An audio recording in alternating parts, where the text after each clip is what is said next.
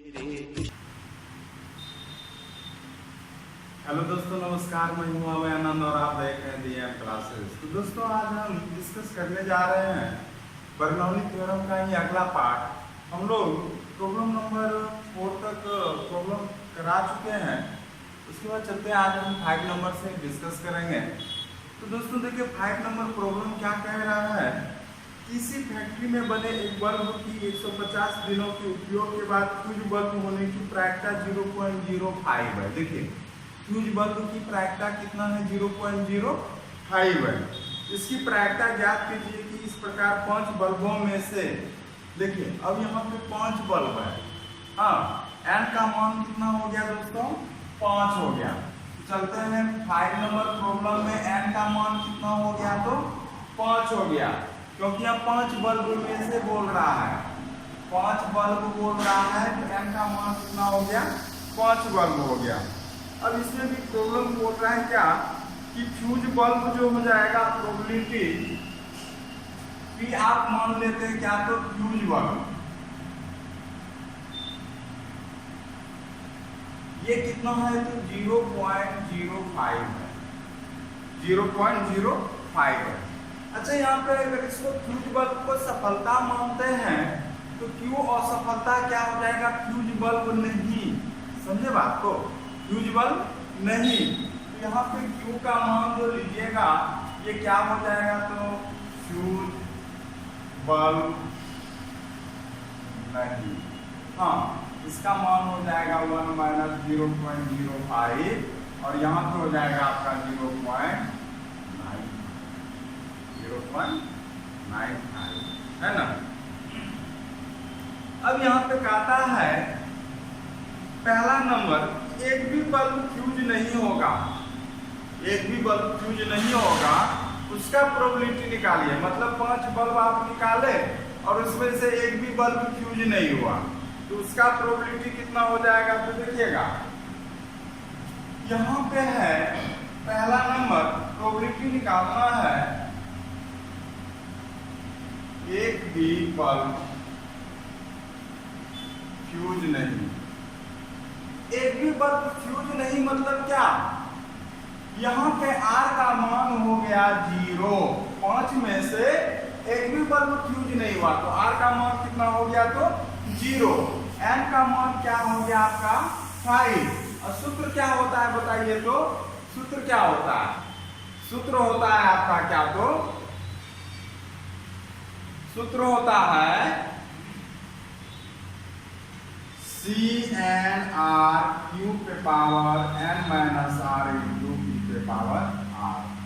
यहाँ से हो जाएगा C50, Q का मान कितना हो गया, तो 0.95 पे पावर हो जाएगा n - R, तो 5 - 0 इंटू, और यहाँ पे हो जाएगा P के पावर 0। तो P का मान कितना है, तो दोस्तों 0.05 पे पावर क्या हो गया, तो 0।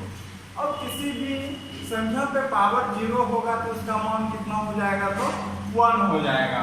अब इसको हल करते हैं, इसका मान कितना हो जाएगा, यहाँ पे भी नीचे मान आ जाए तो इसका मान कितना हो जाता है, सूत्र के आधार पे NP/NCR बराबर कितना हो जाएगा, ये अगर यहाँ पे 0 आ जाए तो कितना हो जाएगा, 1 हो जाएगा। तो 1 हो जाएगा इंटू 0.95 पे पावर 5 इंटू 1 पे पावर 0 1 हो गया, तो 0.95 पे पावर कितना, तो 5। सेकेंड नंबर बात करेंगे कि एक से अधिक बल्ब फ्यूज नहीं, एक से अधिक बल्ब फ्यूज नहीं, ज्यादा से ज्यादा बल्ब कितना फ्यूज हो सकता है, एक हो सकता है। तो क्या यहाँ पे खाली एक मान लीजिएगा, नहीं, आपका एक से अधिक नहीं है, एक से कम तो ले सकते हैं। जैसे 0 बल्ब फ्यूज हुआ, 1 बल्ब फ्यूज हुआ, 2 बल्ब फ्यूज हुआ, उसको नहीं ले सकते हैं। सवाल कहता है एक से अधिक बल्ब फ्यूज नहीं। हाँ, सेकेंड नंबर, एक से अधिक बल्ब फ्यूज नहीं। हाँ, यहाँ पे R का मान कहाँ तक जा सकता है, 0, 1 तक जा सकता है। यहाँ पे जो r का मान 0 और 1 तक जा सकता है, n का मान तो आपका 5 है, लेकिन क्या दो बल्ब फ्यूज होगा? एक से अधिक नहीं चाहिए, तो एक से अधिक नहीं चाहिए तो हमको क्या हो जाएगा, यानी तो आपको निकालना है मान क्या, तो P0 निकालना है या P1 निकालना है, P0 निकालना है या P1 निकालना है। तो P0 कैसे निकालिएगा बताइए आप? तो पहला वाला में तो R का मान हो जाएगा 0, तो C 5 0, Q के जगह हो जाएगा आपका कितना, तो 5 - 0 और R के पावर हो जाएगा प्लस, यहाँ पे R का मान कितना हो जाएगा, तो 1 हो जाएगा, P1 में 1 हो जाएगा, हो जाएगा C 5 1, Q के पावर 5 - 1, R के पावर 1, है कि नहीं है? अब दोस्तों इसको अगर हम हल करते हैं, सेम टू सेम देखिए यही चीज यहाँ पे आया होगा। इसका मान तो आपको पता है 0.95 पे, है ना? या इसको हल कर सकते हैं, तो आप पहले हल कर लीजिएगा। इसका मान आया 1, इसका मान आया Q के पावर 5, इसका मान आया 1, इसका मान आएगा 5 आएगा, हल कीजिएगा तो C n1 आता है, तो n मान आता है, याद कीजिएगा। तो यहाँ पे हो गया n का मान 5 हो गया, Q पे पावर 4 हो गया और R पे पावर 1 हो गया। अब देखिए यहाँ पे आपका क्या हो रहा है कि Q पे पावर 4 आपका Q पे पावर 4 कॉमन आ रहा है, यहाँ पे Q आ रहा है और यहाँ पे 5 इंटू कितना आ रहा है, तो R आ रहा है। बात समझ गए ना? यहाँ पे हो जाएगा Q का मान कितना है, तो 0.95 पे पावर 4 इंटू Q का मान कितना है दोस्त, 0.95 प्लस 5 इंटू R का मान कितना है, तो 0.05। हाँ, इसको गुणा करेंगे बीच में, 0.95 पे पावर 4 इंटू 0.95 प्लस हो जाएगा 25, यहाँ पे हो जाएगा आपका, इसका जो आंसर हो जाएगा जोड़ दीजिएगा, आपका हो जाएगा 1.2। हाँ 1. तो इसको जो हल कीजिएगा ना, तो लगभग आंसर दिया हुआ है 0.57। अब इसको देखिएगा आप हल कर सकते हैं, बहुत बड़ा गुना है। हाँ, इस तरह का सवाल उतना इम्पोर्टेंट है नहीं, चलिए फिर भी सिलेबस में तो डिस्कस कर लेते हैं हम लोग। तो चलते हैं दोस्तों अगले सवाल पे। अगला कहता है, इसी में से 3 नंबर कहता है कि एक से अधिक बल्ब का फ्यूज होना, एक से अधिक का फ्यूज होना, एक से कम का नहीं, एक से अधिक जो होगा वो क्या होगा, 2 बल्ब का फ्यूज होना, 3 बल्ब का फ्यूज होना, 4 बल्ब का फ्यूज होना, 5 बल्ब का फ्यूज होना, लेकिन एक से कम होना नहीं चाहिए। चलते हैं अगले प्रॉब्लम पे।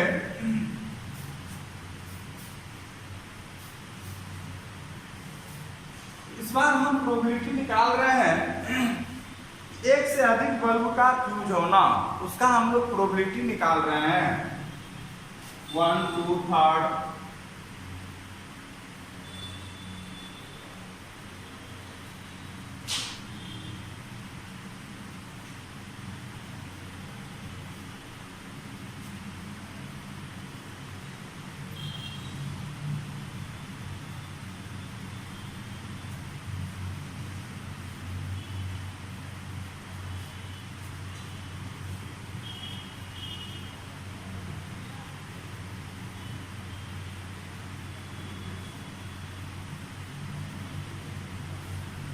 अब यहाँ पे देखते हैं, एक से अधिक बल्ब का फ्यूज होना, तो हो जाएगा P2 plus P3 plus P4 plus P5। अब इसका मान कैसे निकालिएगा दोस्तों? देखिए टोटल का मान जो होता है प्रोबेबिलिटी में कितना होता है, 1 होता है। आपको पता है कि जितना भी प्रोबेबिलिटी डिस्ट्रीब्यूशन में सबको अलग अलग प्रोबेबिलिटी को आप जोड़ते थे तो सबका मान कितना होता था, 1 होता था।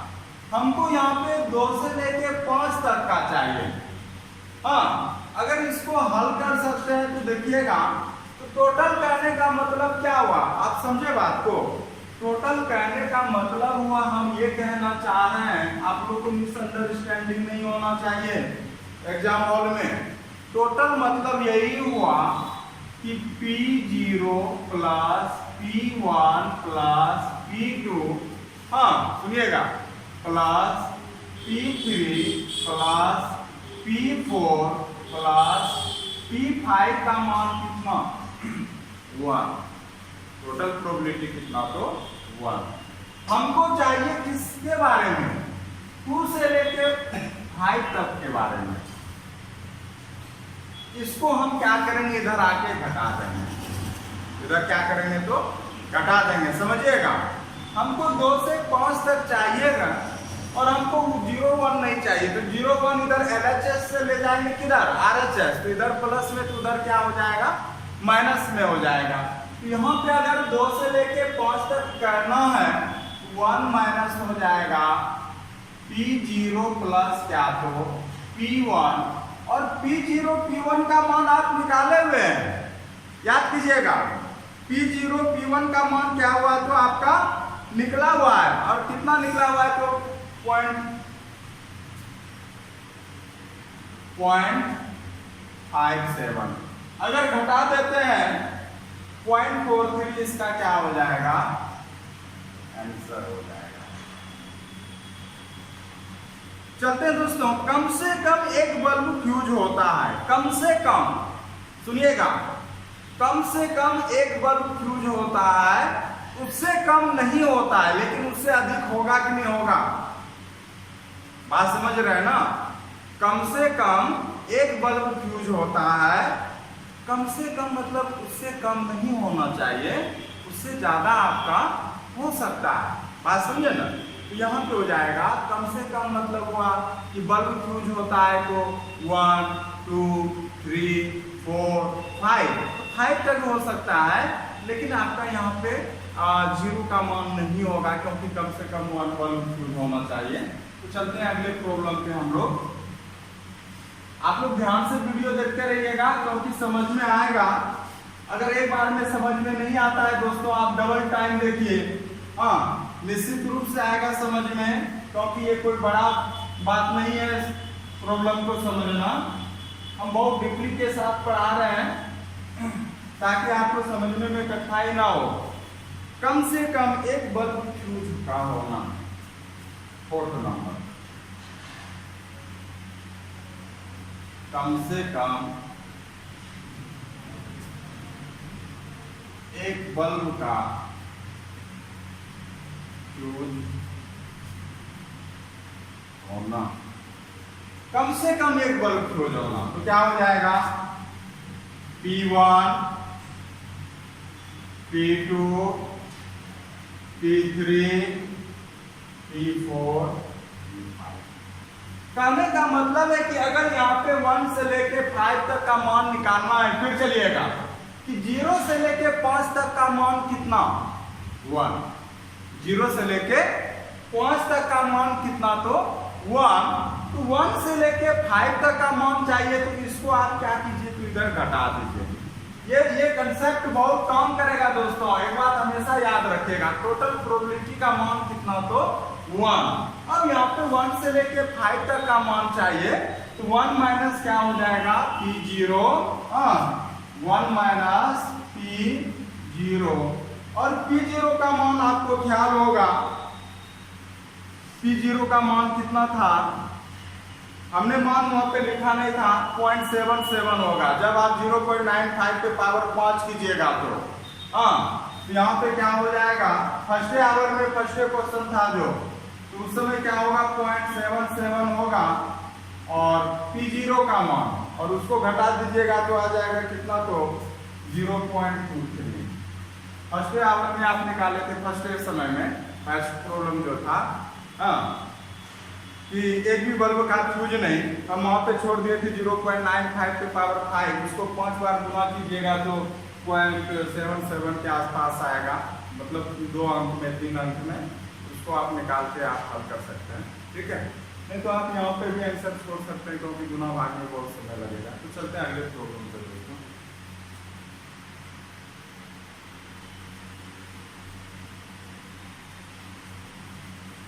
हाँ तो दोस्तों हम बात कर रहे हैं प्रॉब्लम नंबर 6। एक थैले में 10 गेंद है। ध्यान से सुनिएगा, प्रॉब्लम को समझना है, क्योंकि लॉजिकली आपको इसको समझने के लिए तभी जाके प्रॉब्लम बना पाइएगा। जिनमें से प्रत्येक पर 0 से 9 तक के अंकों का एक अंक लिखा गया है। जिसमें से 10 गेंद है, किसी पे 0 लिखा हुआ है, किसी पे 1 2 3, इस प्रकार से गेंद पे नंबर लिखा हुआ है। यदि थैले में से 4 गेंदें उत्तरोत्तर पुनः वापस रखते हुए निकाली जाती है, मतलब आप उसको निकालते हैं और वापस रख देते हैं, इसकी क्या प्रायिकता है कि उनमें से किसी गेंद पर 0 9 लिखा हो। 0 9 लिखा हो, मतलब 9 लिखा हो।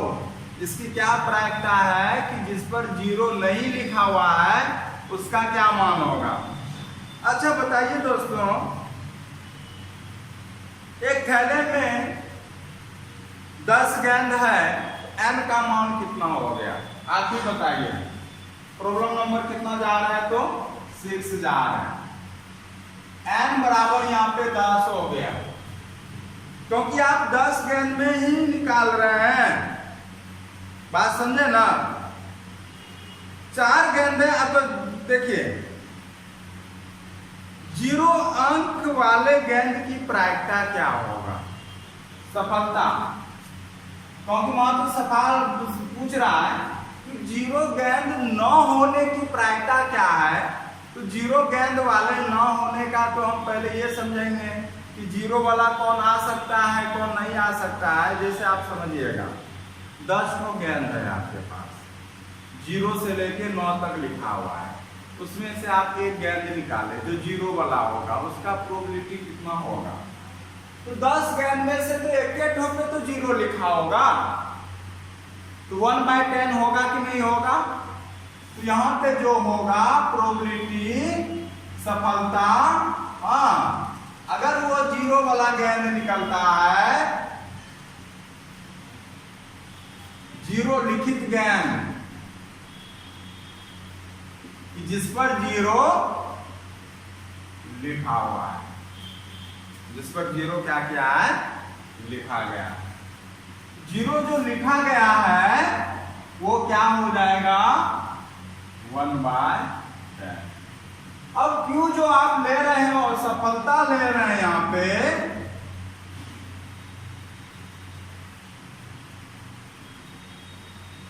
जीरो लिखित गेंद नहीं, 1 - 1/10 9/10।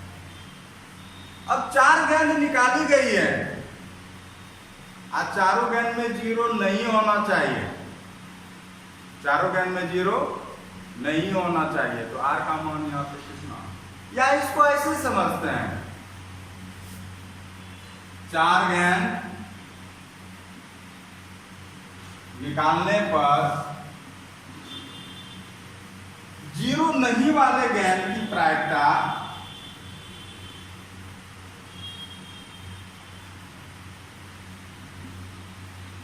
लिखित गेंद का जो प्रायिकता होगा। अब सोचिएगा वो 0 वाला गेंद नहीं होगा तो क्या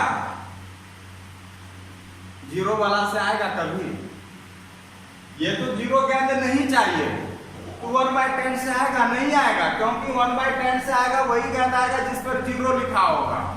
लेकिन आपको तो 0 लिखित गेंद नहीं चाहिए, तो फर्स्ट बॉल भी कहां से आएगा, गेंद कहां से आएगा 9/10 से आएगा। दूसरा वाला भी हमको 0 वाला नहीं चाहिए तो क्या 1/10 से आएगा, नहीं आएगा, कहां से आएगा 9/10 से आएगा। 0 नहीं लिखित वाले में से आएगा 9/10, फिर 9/10, फिर 9/10, क्योंकि चारों गेंद हमको 0 लिखा हुआ नहीं चाहिए, 0 लिखा हुआ नहीं चाहिए, क्योंकि अगर 0 लिखा हुआ चाहिए तो वो कहां से आएगा 1/10 से आएगा। 0 लिखित नहीं चाहिए, कहां से आएगा तो 9/10 से आएगा। इस प्रकार से इसका मान अगर आप निकालते हैं तो क्या हो जाएगा 9/10 के पावर 4। दोस्तों तो बहुत सिंपल था, कंसेप्ट आपको समझ में आया होगा।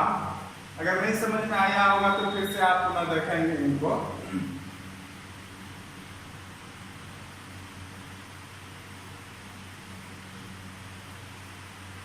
हाँ तो दोस्तों चलते हैं अगले प्रॉब्लम पे। लिखा हुआ है कि एक सत्य असत्य प्रकार के, प्रॉब्लम थोड़ा बड़ा है, इसको अच्छे से आप ध्यान दीजिएगा कि एक सत्य असत्य प्रकार के 20 प्रश्नों वाली, देखिए यहाँ पे टोटल प्रश्न कितना है, 20 है। तो n का मान कितना हो गया, 20 हो गया। प्रश्नों वाली परीक्षा में मान लें कि एक विद्यार्थी एक न्याय सिक्के को उछालकर प्रत्येक प्रश्न का उत्तर देता है।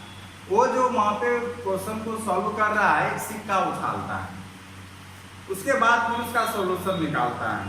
कहता है कि यदि पासे पर चित्त प्रकट होता है तो सिक्के पर प्रश्न का उत्तर सत्य देता है। मीन्स उसको चित्त आता है तो वो सत्य देता है, और यदि पट प्रकट होता है तो वो सत्य देता है। तो इस प्रकार की प्रायिकता ज्ञात कीजिए कि कम से कम 2 प्रश्नों का सही उत्तर देता है। देखिए यहाँ पे जो है ना, प्रॉब्लम में थोड़ा मिस्टेक लिखा हुआ है, क्योंकि अगर आप 2 प्रॉब्लम लेते हैं तो आंसर नहीं मिलेगा, और आंसर में यहाँ पे कम से कम वहां पे बोल रहा है 12 प्रश्न है, वहां पे 2 प्रश्न नहीं है, वहां पे कितना है तो 12 प्रश्न है।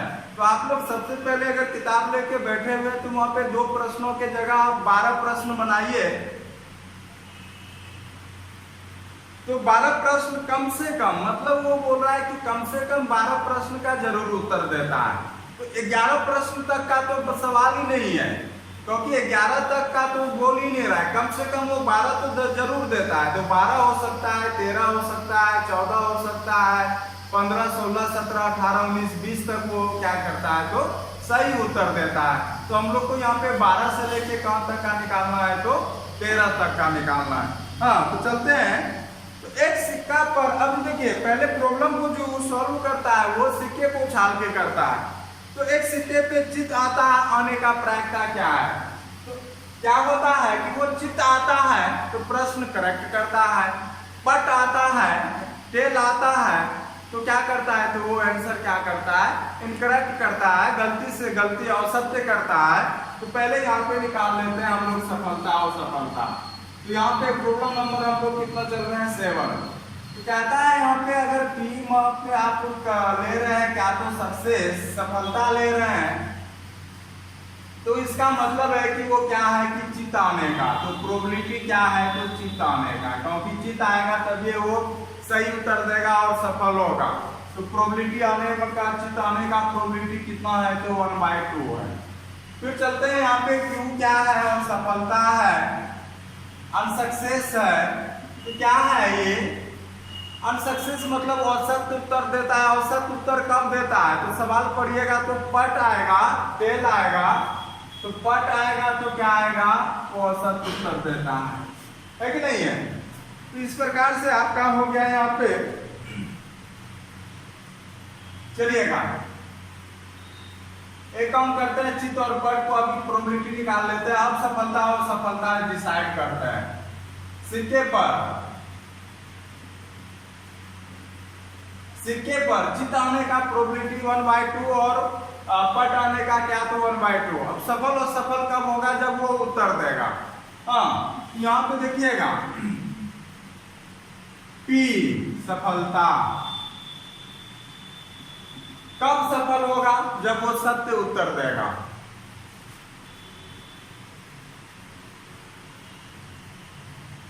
सत्य उत्तर, करेक्ट आंसर इस कितना होगा तो जितना चित्त आएगा उतना ही सत्य देगा, क्योंकि बोल रहा है प्रॉब्लम कि चित्त आएगा तभी सत्य आंसर देगा। तो इसका जब प्रोबेबिलिटी 1/2 है तो आंसर भी कितना आ सकता है, सत्य आंसर 1/2 हो सकता है कि नहीं है। फिर यहाँ पे देखिएगा क्यों ये असफल है, असफलता है, सत्य उत्तर नहीं है,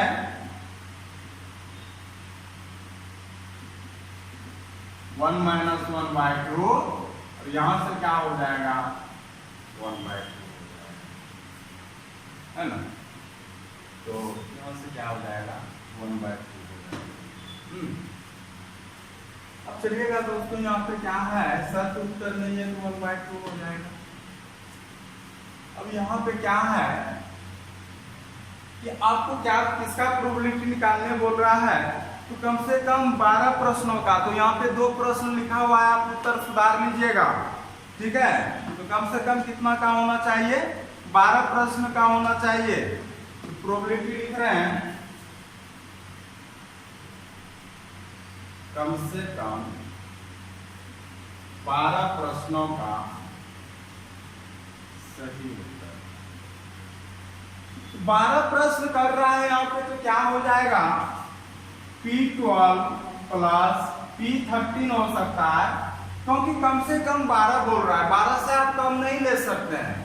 हाँ, 11 10 नहीं ले सकते हैं, कम से कम 12 तो जरूर सही देता है। 12 13 14 हो सकता है, 15 हो सकता है, डॉट डॉट कहां तक जाएगा, क्योंकि टोटल क्वेश्चन आपका कितना है, तो प्रश्न कितना है, तो 20 है। अब यहाँ पे लीजिएगा, अगर इसका मान निकालिएगा तो सूत्र लगाइए आप, क्या था सूत्र, अगर आप लगाते हैं P12 का क्या था बताइए, तो C टोटल n का मान था 20, R का मान कितना है, 12 है। यहां से हो जाएगा आपका कितना, तो Q पे पावर 20 माइनस 12 इंटू P पे पावर 12 प्लस हो जाएगा यहाँ पे 20 13, हाँ Q पे पावर हो जाएगा 20 माइनस 13 इंटू कितना, तो P पे पावर 13 प्लस C हो जाएगा 20 14, Q पे पावर कितना हो जाएगा 20 माइनस 14 इंटू कितना, तो P पे पावर 14 प्लस प्लस कहाँ तक जाएगा, C 20 20, हाँ Q पे पावर 20 माइनस कितना, तो 20 इंटू P पे पावर कितना, तो 20 हो जाएगा। अब देखिए, इसको हल करना संभव नहीं है, क्योंकि यहाँ 20 है 12 है, इसका हल बहुत गुना भाग में जाएगा, इसको इसी रूप में लिख देते हैं, C 20 12 plus Q power, Q मतलब कितना हो गया, Q का मान देखिए कितना लिखे हैं, तो आप असत्य उत्तर, सत्य उत्तर नहीं मतलब हो गया क्या, तो असत्य उत्तर लिखेंगे, सही बात होगा, असत्य उत्तर हो जाएगा कितना, तो 1/2, 1/2 हो जाएगा आपका 1/2 के पावर 8, 1/2 के पावर 12, C 20 13, 1/2 के पावर 7, हाँ फिर यहाँ पे हो जाएगा 1/2 के पावर 30 प्लस C 14, फिर हो जाएगा 1/2 के पावर 6 इंटू 1/2 के पावर कितना, तो 14।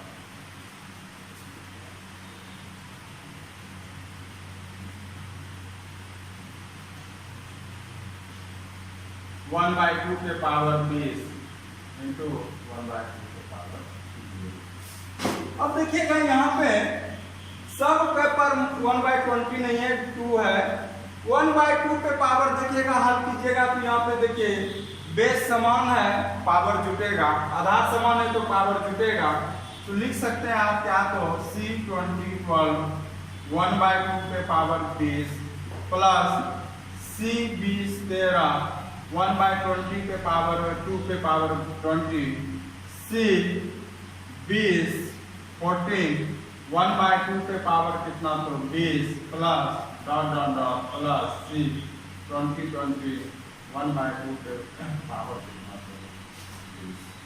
अब देखिएगा 1/2 के पावर 20, देखिए सब में कॉमन है, आप निकाल सकते हैं, यहाँ से हो जाएगा आपका क्या, तो 1/2 के पावर 20। अब यहाँ पे देखिए क्या बचा रहेगा, C 20 12 plus C 20 13 plus C 20 14 plus C 20 15, dot dot कहाँ तक जाएगा, C 20 20 तक, और यही आंसर हो जाएगा। चलते हैं अगले प्रॉब्लम पे।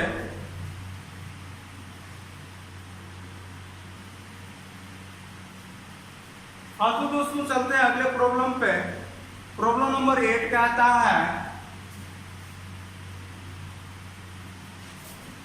कि मान लीजिए कि x का बंटन, अब यहाँ पे x कोई रैंडम वेरिएबल है, यादृच्छिक चर है, बंटन दिया हुआ है बाइनोमियल बंटन जो हम लोग पढ़े थे B6 1/2, द्विपद बंटन है। द्विपद बंटन के लिए हमने क्या रूल बताया हुआ था, याद कीजिएगा, दर्शाइए कि x बराबर 3 पर अधिकतम प्रायिकता वाला परिणाम है।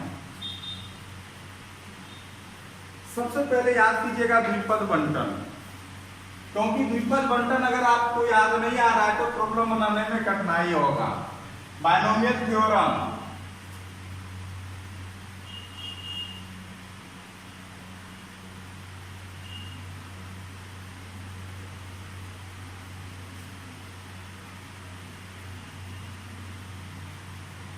Binomial theorem. तो बायनोमियल थ्योरम यहाँ पे देखिए क्या कहता है, बोले थे हम प्रोबेबिलिटी में क्या होता था, एन आर। एन क्या था, तो टोटल परिणाम, जैसे कुल बल्ब की संख्या निकालने का मान होता था, ऐसा कुछ होता था कि टोटल हम लोग कितना परिणाम निकालते थे, कितना प्लेइंग कार्ड निकालते थे, कितना गेंद निकालते थे, इस प्रकार से। अब उसमें से आपको लिया जाता था कि 5 बल्ब निकाल रहे हैं तो 2 बल्ब का प्रोबेबिलिटी क्या होगा, 3 बल्ब का प्रोबेबिलिटी क्या होगा, और सूत्र होता था क्यू पे power n minus R into P पे पावर आर होता था। अब यहाँ पे बोल रहा है क्या कि आपका प्रॉब्लम में जो दिया हुआ है प्रश्न से, अकॉर्डिंग टू क्वेश्चन, प्रश्न से आपको दिया हुआ है, यहाँ पे बायनोमियल थ्योरम का प्रयोग किया हुआ है, इसलिए b का प्रयोग कर दिया है, कोई दिक्कत नहीं है। b6 1/2, b6 1/2, हाँ सॉरी यहाँ पे r में होता था, सफलता लेते थे 1/2, तो यहाँ से क्या हो जाएगा, अगर देखा जाए तो यहाँ पे जो होगा सफलता p क्या है, सफलता है, और सफलता का मान अगर यहाँ से देखा जाए तो मान कितना है, तो आपका 1/2 है। यहाँ पे क्या लीजिएगा, 1/2 लीजिएगा। अगर सफलता 1/2 है तो असफलता कितना हो जाएगा, 1 माइनस सफलता, 1 माइनस हाफ हो जाएगा, और क्यू क्या हो जाएगा, अनसक्सेस, असफलता, ये कितना होगा, 1 माइनस 1/2, 1/2 है कि नहीं, क्या हो जाएगा, असफलता 1 माइनस 1/2, 1/2। अब यहाँ पे आते हैं, कहता है क्या कि दर्शाइए कि x बराबर 3, तो आप यहाँ पे कितना अंक तक निकाल रहे हैं, टोटल 6 तो आप कर रहे हैं, 6 में से आपको यहाँ पे x का मान 1 लेना पड़ेगा, 2 लेना पड़ेगा, 3 लेना पड़ेगा, 4 लेना पड़ेगा, 0 लेना पड़ेगा। तो यहाँ से अगर आप चलिएगा, सबसे पहले x का मान आप क्या ले रहे हैं, 6 में 0, तो 0 जो लिए तो यहाँ पे n का मान हो गया 6, r का मान कितना हो गया, 0। फॉर्मूला क्या होता था बताइए, तो यहाँ से फॉर्मूला लग जाएगा आपका कितना, तो जब प्रोबेबिलिटी निकालिएगा तो हो जाएगा आपका कितना, तो C60 Q पे पावर 6 माइनस 0 इंटू P पे पावर 0, यहाँ से हो जाएगा। देखिए यहाँ पे नीचे मान अगर आ जाता था 0 तो उसका मान 1 होता था, यहाँ पे लीजिएगा 1, क्यूब का मान आया 1/2 पे पावर 6 इंटू P पे पावर 0 तो 1 पे पावर 0, तो यहाँ पे हो गया 1/2,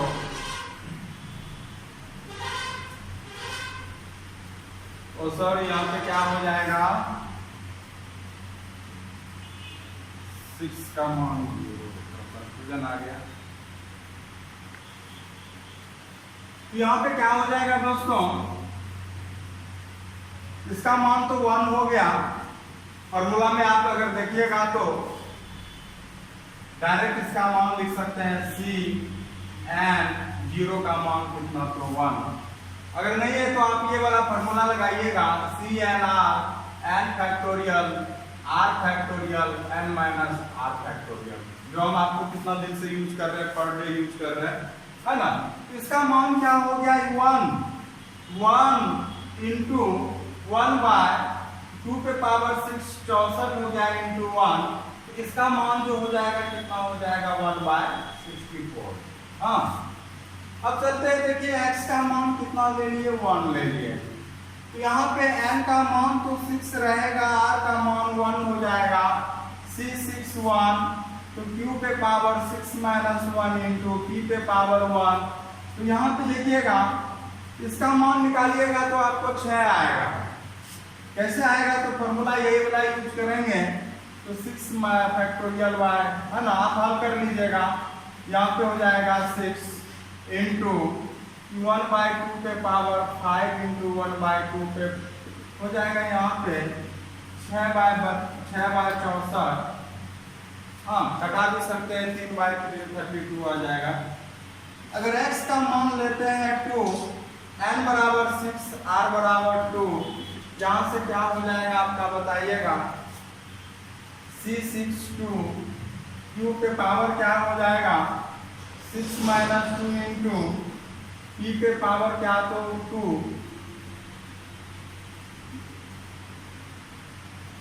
6 यहाँ पे हो जाएगा कितना, तो इसको अगर हल कीजिएगा ना 6 हल कीजिएगा, 6 फैक्टोरियल y 2 फैक्टोरियल और 6 - 2 फैक्टोरियल 4 6 गुना 5 गुना 4 फैक्टोरियल 2 इंटू 1 15 आएगा दोस्तों। हल कीजिएगा तो कितना आएगा, तो 15 आएगा।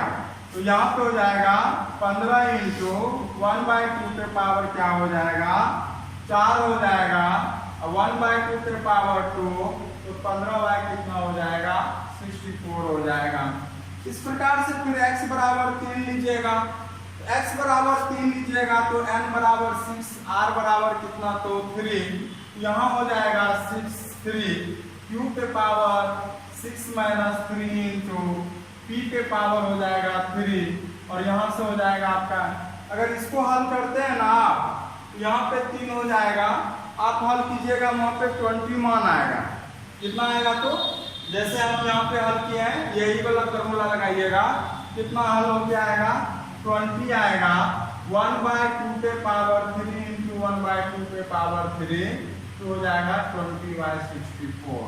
हाँ, अब जैसे जैसे आगे हल कीजिएगा, जैसे जैसे आगे हल कीजिएगा, x का मान लीजिएगा 4, n का मान कितना हो जाएगा,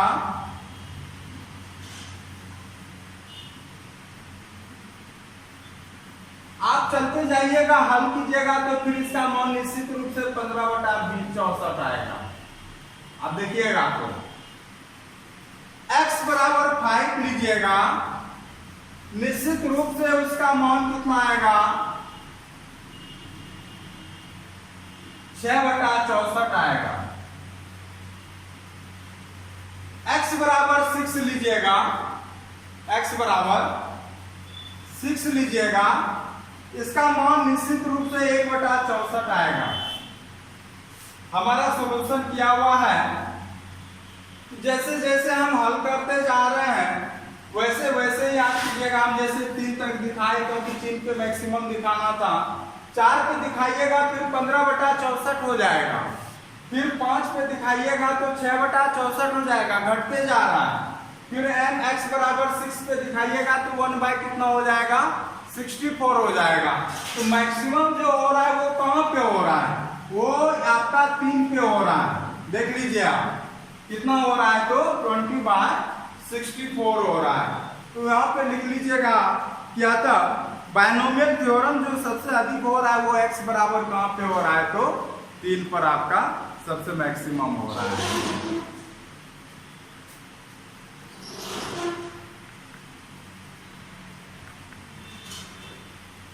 हाँ, तो दोस्तों चलते हैं अगले प्रॉब्लम पे। 9th नंबर प्रॉब्लम कहता है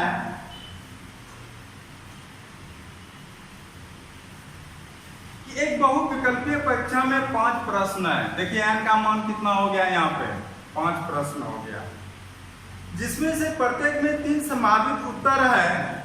इसकी क्या प्रायिकता है कि एक विद्यार्थी केवल अनुमान लगाकर 4 या 4 से अधिक प्रश्नों का सही उत्तर देता है। देखिए यहाँ पे 2 तरह का बात बोल रहा है। सबसे पहले तो इस सवाल को पढ़ने के बाद ये जाने कि एक बहुविकल्पीय परीक्षा में 5 प्रश्न है, तो यहाँ पे आपको 5 प्रश्न का टोटल उत्तर देना है। तो यहाँ पे क्या हो जाएगा, तो आपका n का मान 5 हो जाएगा। n का मान हम कितना लिख रहे हैं, तो 5 लिख रहे हैं। फिर देखिएगा यहाँ पे जिसमें से प्रत्येक में 3 संभावित उत्तर है, इसकी क्या प्रायिकता है कि एक विद्यार्थी केवल अनुमान लगाकर 4 या अधिक, इसका मतलब है कि वो 4 का उत्तर देगा या अधिक देगा, मतलब वो 5वां का भी उत्तर देगा, है ना। तो यहां से है, अब कहता है कि जो बहुविकल्पीय है तो 3 में से क्या है, एक सही है। 3 आपको ऑप्शन में दिया हुआ है, जैसे यहाँ पे ऑप्शन क्या होता है, A, B, C, तो इसमें से एक सही है और 2 तो क्या है, तो गलत है। तो सफलता कब माना जाएगा, सफलता कब माना जाएगा, जब वो सही उत्तर देगा। सफलता जब वो करेक्ट आंसर देगा तो उसको सफल माना जाएगा। तो इसका मतलब है सही उत्तर को 3 ठो में से एक ठो उत्तर सही है, तो उसका जो उत्तर देने का सही चांस कितना है, तो 1/3 होगा। क्योंकि सफल तो कब होगा, जब करेक्ट आंसर देगा। 2 ठो तो गलती देने का चांस है, 1 ठो सही देने का चांस है अनुमान लगा के। यहाँ पे हो जाएगा आपका 1/3। क्यों,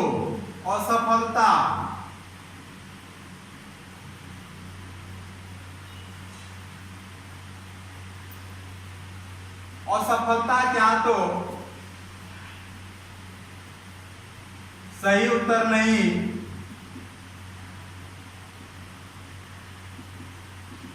वन माइनस 1/3, 2/3। ऐसे भी देखेंगे कि यहाँ पे 3 तो ऑप्शन में 2 तो उत्तर गलत है, अगर उसको देता है तो असफल हो जाता है, तो 2/3 हो जाएगा, है कि नहीं है। अब यहाँ पे बोलता है क्या, तो 4 या 4 से अधिक, 4 या अधिक उत्तर का सही। इसका मतलब कि 4 और प्लस क्या हो जाएगा, 5, या नहीं तो 4 या नहीं तो अधिक, या नहीं तो 4 या नहीं तो 5, या का ऑप्शन आए तो प्लस हो जाता है। तो यहाँ पे हो जाएगा P4, तो P4 का सूत्र हो जाएगा, बताइएगा, CN, n का मान कितना हो गया टोटल 5, 4, Q के पावर 5 माइनस 4 इंटू P के पावर 4 प्लस C। 5 में 5 उत्तर का सही देता है, 5 माइनस 5 P के पावर 5। यहां से अगर इसका मान निकालिएगा, C5 4 का आएगा, 5 मान आएगा। अब देख लेते हैं, CNR सूत्र होता था n factorial r factorial n minus r factorial. 5 factorial y होगा 4 फैक्टोरियल इंटू 5 माइनस 4 1 फैक्टोरियल 5 आएगा, क्योंकि 4 फैक्टोरियल यहाँ पे क्या होगा, कट जाएगा। 5 आ जाएगा, q का मान कितना है, तो 2/3, तो 2/3 पे पावर कितना हो गया, 1 हो गया, और 1/3 पे पावर कितना हो गया, 5/5 जब बराबर मान आ जाए तो फिर भी उसका मान कितना हो जाता है, 1 हो जाता है। 1 q पे पावर 0 का भी मान हो जाएगा, तो हो जाएगा 2 पे पावर 3 का पावर 0, 1/3 पे पावर 5। अब यहाँ पे हल कीजिएगा तो दोस्तों हो जाएगा आपका कितना, तो 5 दूनी 10 बटा हो जाएगा 381 243 प्लस यहाँ पे देखा जाए तो हो जाएगा आपका कितना, तो 1/243 11/243 आंसर, 11/243 आंसर। इस प्रकार से दोस्तों आज का टॉपिक यहीं पे समाप्त करते हैं। आई थिंक कि कल ये मेरा कंप्लीट हो जाएगा प्रोबेबिलिटी चैप्टर, और उसके बाद डिस्कस करेंगे कि हम लोग कौन सा टॉपिक पे चलाएंगे। तो आप लोग मन लगा के पढ़ाई करते रहिए। धन्यवाद।